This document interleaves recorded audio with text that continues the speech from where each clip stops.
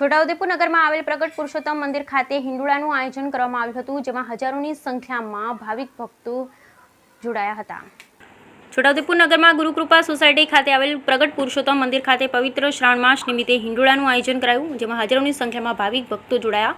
આ પ્રસંગે લોકસભા સાંસદ જસુભાઈ રાઠવા, પૂર્વ રાજ્યસભાના સાંસદ અને પૂર્વ રેલવે રાજ્યમંત્રી નારાયણભાઈ રાઠવા, એપીએમસીના ચેરમેન મુકેશભાઈ પટેલ, આરોગ્ય સમિતિના ચેરમેન ગુમાનભાઈ રાઠવા, તાલુકા ભાજપ પ્રમુખ કાળુભાઈ નાયકા, તાલુકા પંચાયત ઉપપ્રમુખ જયદીપભાઈ રાઠવા, તાલુકા પંચાયત કારોબારી ચેરમેન રાજેશભાઈ રાઠવા સહિત ખૂબ મોટી સંખ્યામાં ભાવિક ભક્તો જોડાયા। પવિત્ર શ્રાવણ માસ નિમિત્તે દર વર્ષની જેમ આ વર્ષે પણ હિંડોળાનું આયોજન કરાયું।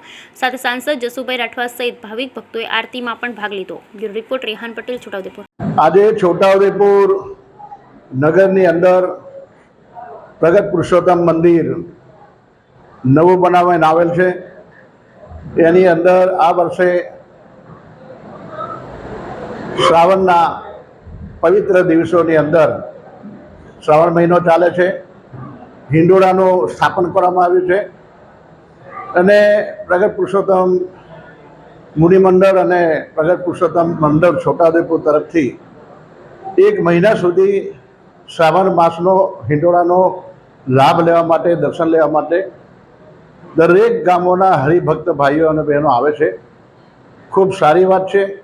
આજે આપણી વચ્ચે છોટાઉદેપુરના નવા ચૂંટાયેલા સંસદ સભ્ય ભાઈ શ્રી જસુભાઈ રાઠવા હિંડોળા દર્શન માટે અને આરતીનો લાભ લેવા માટે પ્રગટ પુરુષોત્તમ મંદિર ખાતે અહીંયા પહોંચ્યા હતા।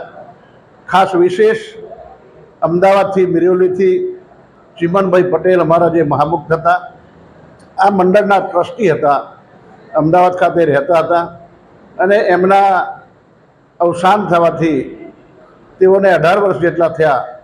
આ જ મંડળમાં રહી અને અનેક હરિભક્તોને અહીંયા ભગત કરવાનું કામ જે ઉપાડેલું હતું, એવા ભગતના માનમાં, એમના સ્મરણમાં એમના ચિરંજીવી પરિવાર જીતુભાઈ પટેલ અને ભાવનાબેન પટેલ અને સપરિવાર આજે હિંડોળાના દર્શન માટે અને આરતી માટે અહીંયા છોટાઉદેપુર પ્રગટ પુરુષોત્તમ મંદિરમાં આવ્યા અને આજનો જે પ્રસંગ છે એ વિશિષ્ટ પ્રસંગ છે અને તેમના તરફથી તમામ હરિભક્તોને ભોજન પ્રસાદીનો પણ લાભ એમના નામ થકી અને એમના પિતાના સ્મરણનાર્થે એ રાખવામાં આવેલ હતું। એટલે આ પ્રસંગ આજે ખૂબ જ મહત્ત્વનો છે અને પ્રગટ પુરુષોત્તમ મંદિરની અંદર 20મી તારીખ સુધી આવા હિંડોળા દર્શન થશે અને શ્રાવણ મહિનાના પવિત્ર ભજનો અને હરિભક્તો આ મંદિરનો લાભ દર્શન લઈને લેશે એવી શુભ ભાવના રાખું છું।